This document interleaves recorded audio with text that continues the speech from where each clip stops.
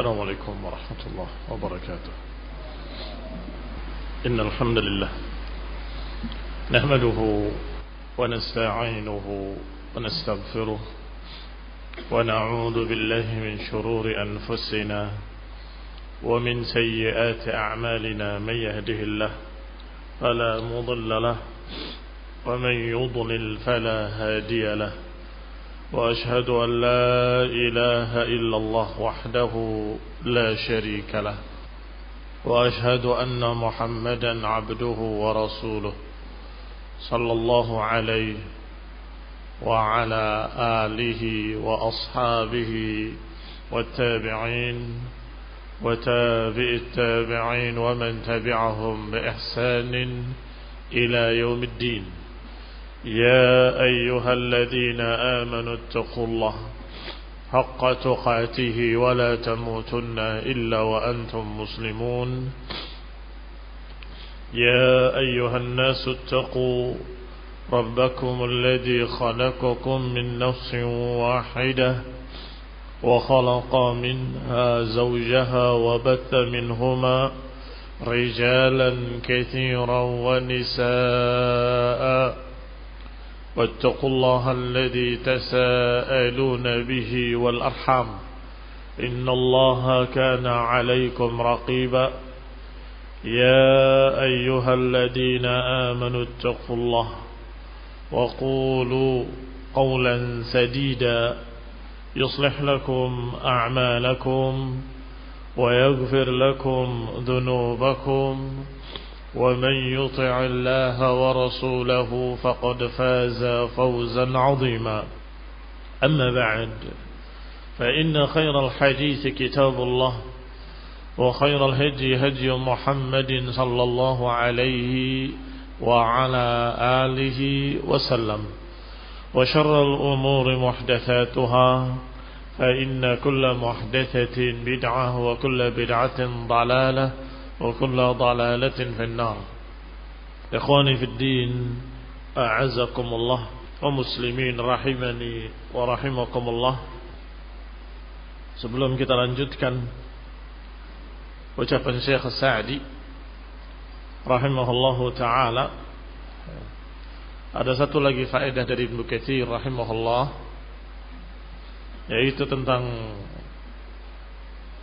kuda yang ditambatkan, yang disebutkan di dalam ayat ini dengan wal khailil musawwamati wal an'ami wal harth. Yang pertama, telah diindahkan bagi manusia syahwat kepada wanita sudah dibahas, bahwa fitrah seorang laki-laki menyukai wanita, tetapi diberikan jalannya oleh Allah Subhanahu wa taala yang halal, maka dilarang yang haram. Demikian pula mencintai anak-anak, jangan sampai menjadikan majbanah wal mabkhalah, jangan sampai menyebabkan seseorang meninggalkan agama. Demikian pula qanatiril muqantarati min adh-dhahabi wal fiddah, demikian pula al-khail al-musawwamah, kuda-kuda yang diberi tanda. Berkata Ibn Abbas radhiyallahu taala anhuma bahwasanya seseorang mencintai kuda karena tiga hal. Yang pertama, yakunu rabataha ashabuha mu'addatan li sabilillah, ma tahtaju ilaiha ghazaw 'alaiha. Kata Ibnu Katsir rahimahullah menukil beberapa athar bahwasanya yang golongan pertama, mereka memelihara kuda-kuda untuk dipersiapkan jihad fi sabilillah. Matahtaju ilaiha ghazaw 'alaiha. Kapan diperlukan untuk berperang fi sabilillah, maka dia berperang di atas kuda tersebut. Maka kuda tersebut dipelihara, diberi makan dengan baik, berlatih dengan baik, dan termasuk permainan yang bukan laghwun, permainan yang tidak sia-sia adalah seseorang bermain dengan kudanya. Tidak dikatakan lagun. Sebagaimana yang kedua, permainan yang tidak lagun adalah berbolak-baliknya seseorang antara tempat dia memanah dan sasarannya. Artinya ketika orang berlatih panah, mesti dia akan berbolak-balik antara tempat di mana dia memanah dan sasarannya, mengambil panahnya kembali, melesatkan kembali. Itu juga yang kedua. Di antaranya masalah kuda. Kalau niatnya adalah melatih diri fi sabilillah dan mempersiapkan kudanya fi sabilillah, karena tidak hanya orang yang dilatih, tetapi juga kudanya. Yang kedua yang sebaliknya, memelihara kuda hanya untuk gagah-gagahan, keren-kerenan, karena kuda begitu mahal harganya, apalagi kuda pacu. Tidak ada sembarang orang memiliki kuda kecuali orang-orang kaya, khususnya kuda-kuda pacu. Dan termasuk kuda pacu yang paling gagah, bahkan paling mahal, adalah kuda Arab. Anehnya, kuda Arab tidak boleh ikut pertandingan karena selalu menang. Ini khonifidina azakumullah yang kedua. Yang ketiga adalah mereka yang memeliharanya untuk ternak, untuk mengambil keturunannya, untuk menjualnya sebagai pekerjaan dia sehari-hari. Fahadihi li sahibiha sitrun. Maka yang demikian bagi pemiliknya juga mendapatkan sitrun, penutup, sitar, yakni menutup kejelekannya, menutup aibnya. Artinya memelihara kuda itu barakah. Ini ikhwan fillah a'azakumullah, sampai Rasulullah SAW memegang ubun-ubunnya kuda dan menyatakan, al-khail ja'alallah fi nawasiha khair ila yaumil qiyamah. Kuda ini atau setiap kuda Allah jadikan di ubun-ubunnya kebaikan ila yaumil qiyamah. Ja'alallah fi nawasiha al-khair ila yaumil qiyamah, atau kama qala sallallahu alaihi wa ala alihi wasallam. Akhwani fid din a'azakumullah, dan terbukti ucapan Rasulullah SAW bahwa kuda tidak pernah ditinggalkan. Walaupun manusia menemukan berbagai macam kendaraan-kendaraan hebat, bahkan kendaraan-kendaraan perang yang canggih, tetapi kuda tetap diperlukan oleh mereka. Mereka tidak mendapatkan kendaraan yang seperti kuda. Ketika mereka punya kendaraan-kendaraan yang bagus dan kuat, ketika mendaki mereka tidak mampu. Mereka bikin yang bisa mendaki, seperti tank-tank dengan rantai-rantainya, bisa mendaki. Tetapi ketika harus lompat, dia tidak bisa. Kuda bisa. Ketika dia mendapatkan yang bisa lompat, tetapi ketika tuannya lupa, kendaraannya tidak lompat. Iya kan? Ketika tuan yang mengendarakannya lupa, kendaraan tersebut tidak lompat sendiri. Beda dengan kuda. Karena kuda ini memiliki ruh. Sehingga ketika melihat ada sesuatu yang berbahaya, dia lompat. Demikian pula mereka bikin yang otomatis lompat sendiri, pakai komputer segala macam. Masih ada lagi. Dalam keadaan dia tidak tahu harus bagaimana kalau tuannya mati atau terluka. Kalau kuda tahu. Begitu tuannya terluka di atas kudanya, kuda itu kembali ke tempatnya, membawa tuannya yang sakit, tidak disuruh. Ini kehebatan-kehebatan kuda yang Allah jadikan padanya, tidak bisa digantikan dengan apapun. Ja'alallah fi nawasihal khair ila yaumil qiyamah. Allah jadikan di ubun-ubunnya kebaikan sampai hari kiamat. Berkata Ibnu Abbas radhiyallahu taala anhu, makna al-musawwamah yang sering diterjemahkan kuda-kuda yang ditambatkan, atau secara lughah bisa bermakna yang ditandai. Kata Ibnu Abbas radhiyallahu taala anhu, musawwamah ay ra'iyah, yang terlatih. Wal muthamah al-hisan, yang bagus dan gagah, itu musawwamah. Demikian pula diriwayatkan oleh Mujahid wa Ikrimah wa Sa'id bin Jubair wa Abdurrahman ibn Abdullah ibn Abza wa Suddi wa Rabi' ibn Anas wa Abi Sinan wa ghairihim. Mereka menyatakan kuda yang musawwamah adalah kuda yang gagah terlatih. Wa qala al-Makhul, adapun Makhul menyatakan al-musawwamah al-ghurrah wat tahjil, yang memiliki tanda putih di wajahnya dan memiliki tanda putih di qawaimnya, di 4 kakinya. Wa qila ghaira dzalik, dan dikatakan pula yang selain itu. Maka berarti dari semua yang disebut, hubbus syahawat minan nisa'i wal banin wal qanatiril muqantarati minad dhahabi wal fiddah wal khailil musawwamati wal an'am wal harth, semuanya kalau dia sukai sesuai dengan apa yang Allah syariatkan, dengan aturan yang Allah syariatkan, tidak mengapa. Tetapi kalau dengan cara yang salah, dengan cara yang haram, maka haram. Artinya jangan sampai kesukaan kita kepada syahwat dari dunia ini jangan sampai kebablasan. Hendaklah tetap di atas aturan-aturan hukum syariat. Kita lanjutkan ucapan Syekh Sa'di rahimahullah. Wa fi hadhil ayat tasliyatun. Di dalam ayat ini ada tasliyah, hiburan, membesarkan hati mereka-mereka yang tidak mampu. Tasliyatun lil fuqara, sebagai hiburan bagi orang-orang yang miskin.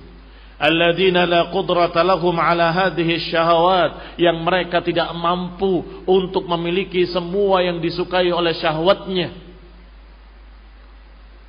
Ini enggak mampu, itu enggak punya, ini enggak bisa beli, ini dia tidak memiliki. Maka Allah Subhanahu wa taala menghiburnya. Itu hanya syahwatud dunia. Dzalika mata'ul hayatid dunya. Itu hanya perhiasan hidup di dunia, enggak penting. Yang namanya perhiasan bukan inti. Perhiasan itu tidak penting. Yang penting adalah intinya, apa yang dia miliki di dalam hatinya dari keimanan dan pada badannya dari amalun saleh. Ikhwani fi din a'azakumullah. Berarti ini tasliyatun lil fuqara alladzina la qudrata lahum ala hadhihi syahawat allati yaqdir 'alaiha al-aghniya. Hiburan bagi mereka yang tidak mampu, sedangkan orang-orang kaya mampu. Wa tahdhir lil mughtarrina biha. Dan sebaliknya ayat ini peringatan bagi mereka yang sudah tertipu dengan syahwatud dunia. Wa tazhid li ahli al-uqul an-nayrah biha.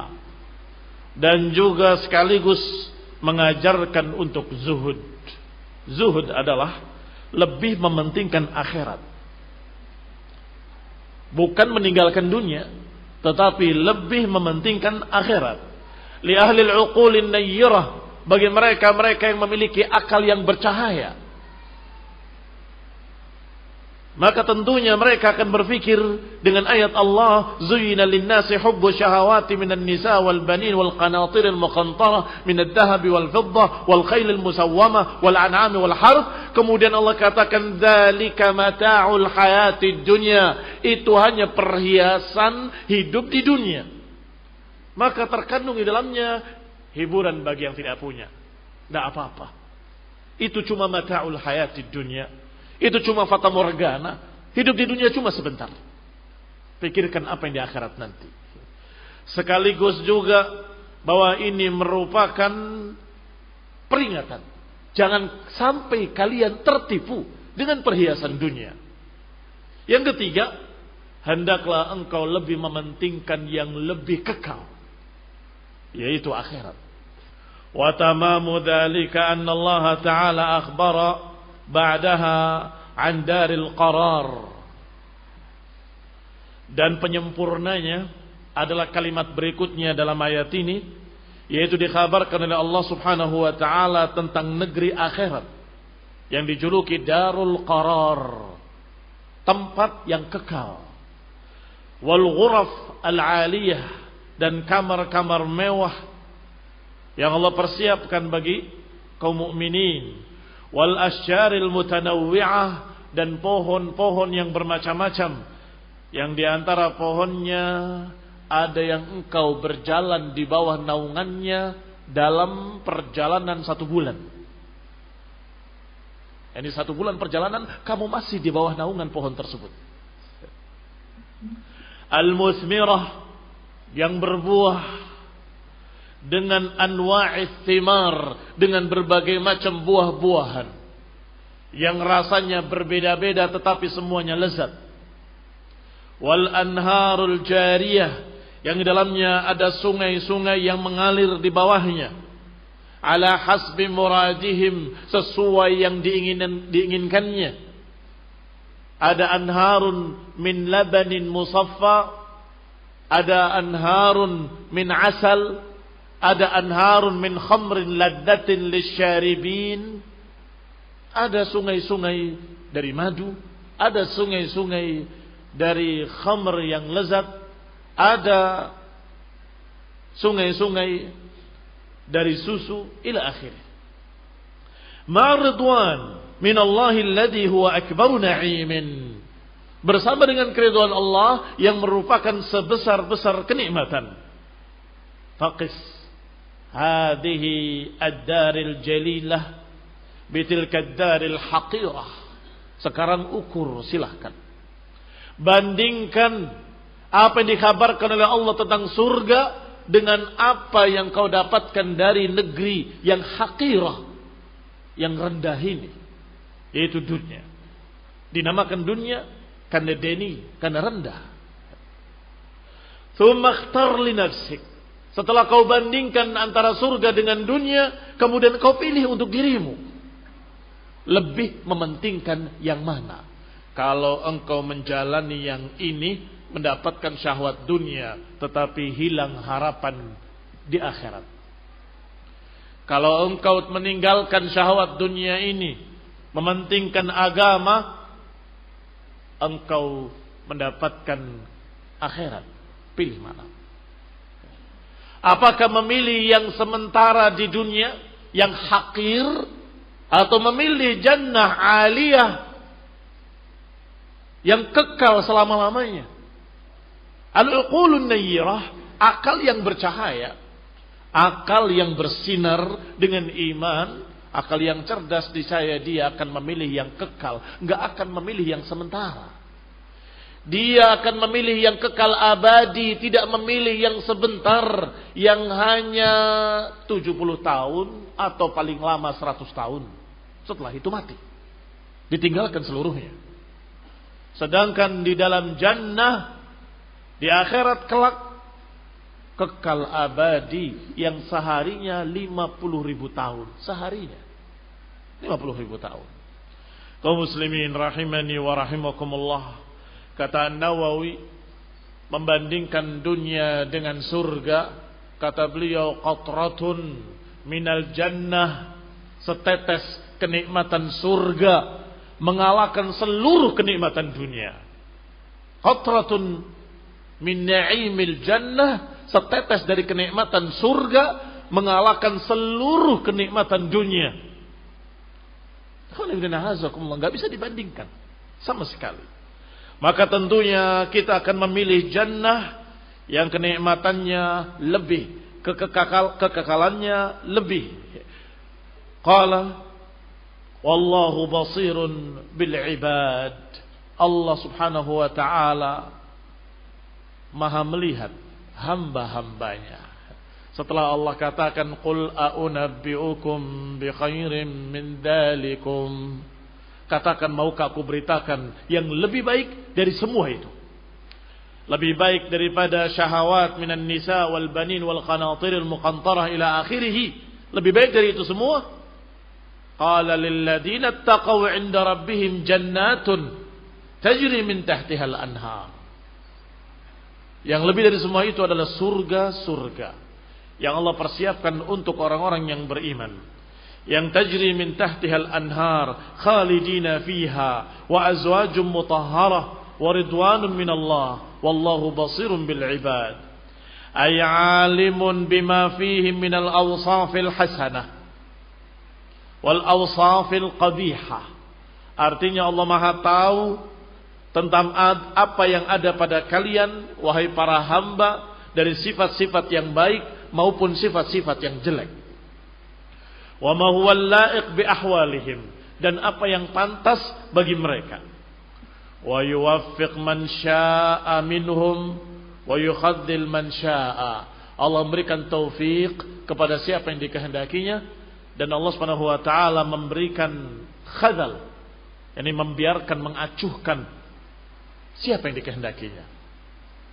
Fal jannah allati dzakaraha Allah wasafaha wa na'ataha bi akmali na'tin. Surga yang Allah sebutkan, Allah sifati dengan sifat-sifat, dan Allah gambarkan dengan gambaran-gambaran yang akmali na'tin, dengan sesempurna-sempurna gambaran. Wasafa aidan al-mustahiqina laha. Demikian pula siapa yang berhak untuk mendapatkannya juga digambarkan seperti apa. Manhum humul ladina taqaw, yaitu orang-orang yang bertakwa. Lilladina taqaw, kata Allah, untuk orang yang bertakwa. Bi fi'li ma amara bihi wa tarki ma naha anhu. Taqwa adalah mengerjakan apa yang diperintahkannya dan meninggalkan apa yang dilarang.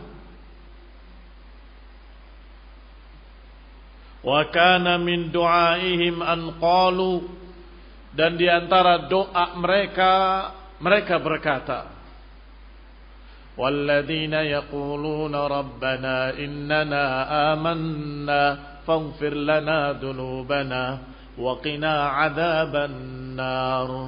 Mereka berkata, wahai Rabb kami, sesungguhnya kami beriman, maka ampunilah kami dan dosa-dosa kami, ampuni dosa-dosa kami, dan lindungi kami dari azab benar. Kemudian Allah sifati dengan sifat berikutnya. Pertama, sifatnya takwa. Kedua, selalu berdoa. Ketiga, as-sabirina was-sadiqina wal-qanitina wal-munfiqina wal-mustaghfirina bil ashar. Orang-orang yang sabar, orang-orang yang jujur, orang-orang yang selalu khusyuk, orang-orang yang berinfak, orang-orang yang selalu minta ampun di sepertiga malam terakhir. Kalimat Rabbana innana amanna ayatawassalu biminnatillahi alaihim bitaufiqihim. Mereka bertawassul dengan nama Allah Subhanahu wa taala, yaitu Rabb. Rabbana, wahai Rabb kami. Bertawassul dengan memanggil namanya, yaitu Rabb. Dan juga bertawassul dengan minnatillah, bertawassul dengan pemberian Allah Subhanahu wa taala atas mereka. Ya Allah, Engkau telah jadikan kami beriman, maka ampunilah kami. Ini tawassul dengan pemberian Allah kepada mereka.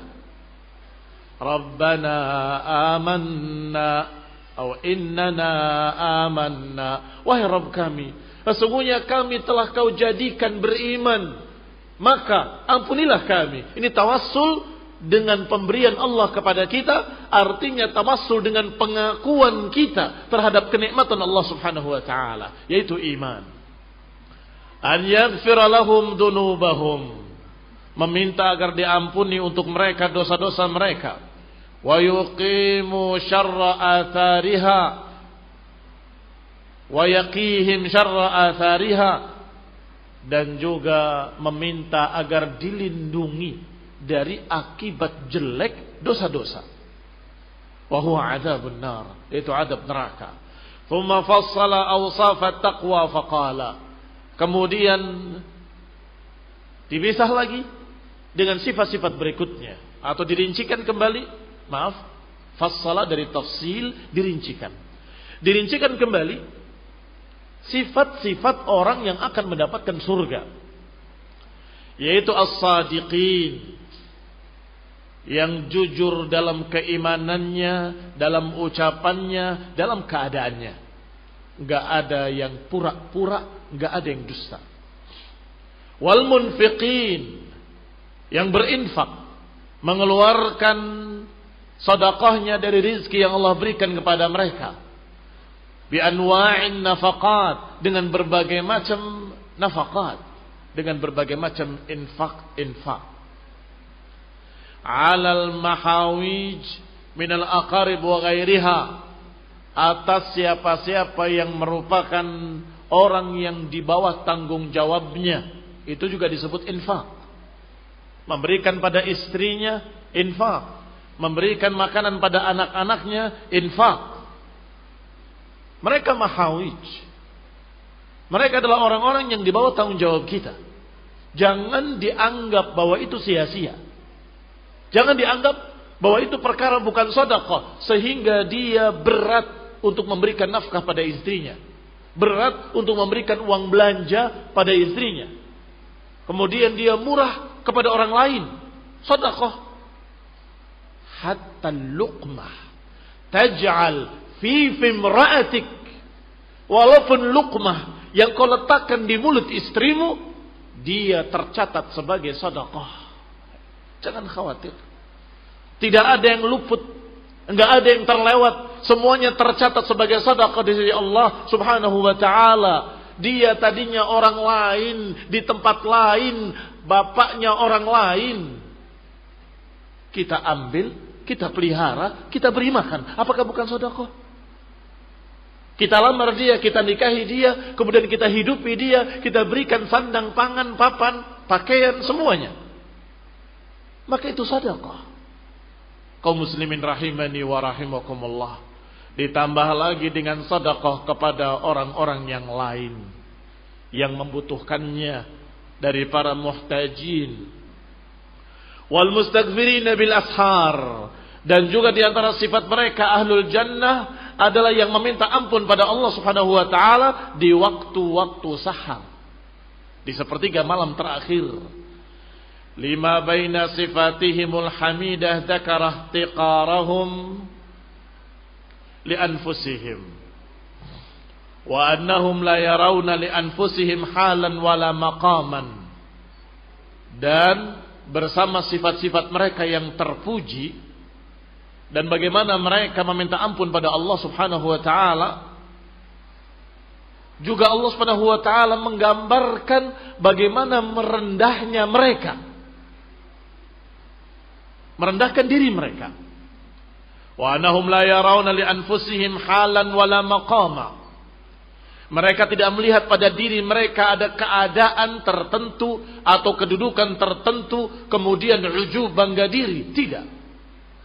Bal yarawna anfusahum mudnibin muqassirin. Bersama dengan sifat-sifat mereka yang terpuji, mereka selalu merasa banyak dosa. Mereka selalu merasa mereka adalah orang-orang yang muqassir, yang kurang sempurna, yang banyak salahnya, banyak kelirunya, banyak dosanya. Fayastaghfiruna rabbahum, maka mereka meminta ampun pada Allah Subhanahu wa taala. Di sepertiga malam terakhir mereka meratap, ya Allah ampunilah aku, ya Allah ampunilah aku. Kaum muslimin rahimani wa rahimakumullah. Lihat. Padahal sifat mereka sadiqin. Allah sifati dengan sifat sabirin, sadiqin, qanitin, munfiqin. Ini sifat-sifat sempurna. Sifat sabar, sifat jujur, sifat iman, sifat qunut, yang selalu taat. Qunut di samping bermakna khusyuk juga bermakna selalu taat dan memanjangkan ibadahnya. Itu juga qunut. Ahli sedekah selalu bersedekah. Bersama dengan itu selalu merasa kurang dan selalu merasa berdosa. Beda dengan yang sebaliknya. Dia kurang jujur, dia kurang sabar, dia kurang qunut, tetapi sombong.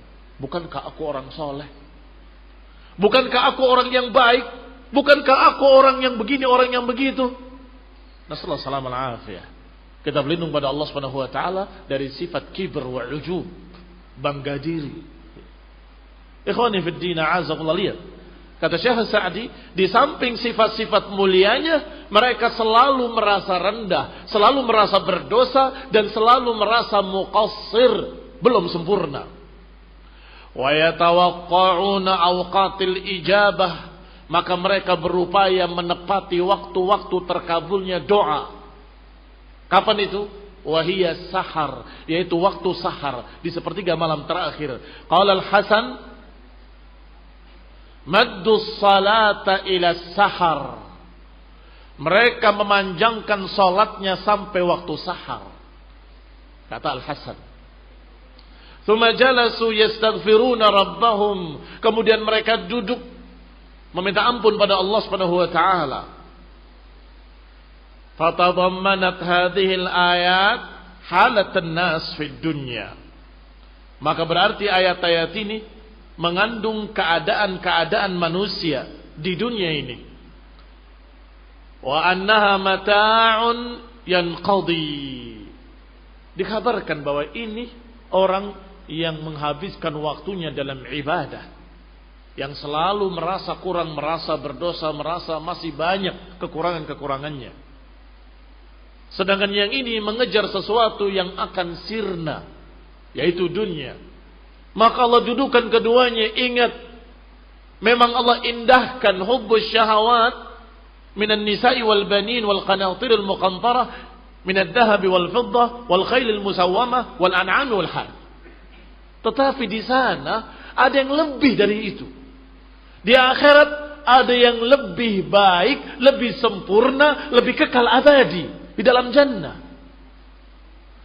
Allah kabarkan dunia yang yanqadi, yang akan sirna.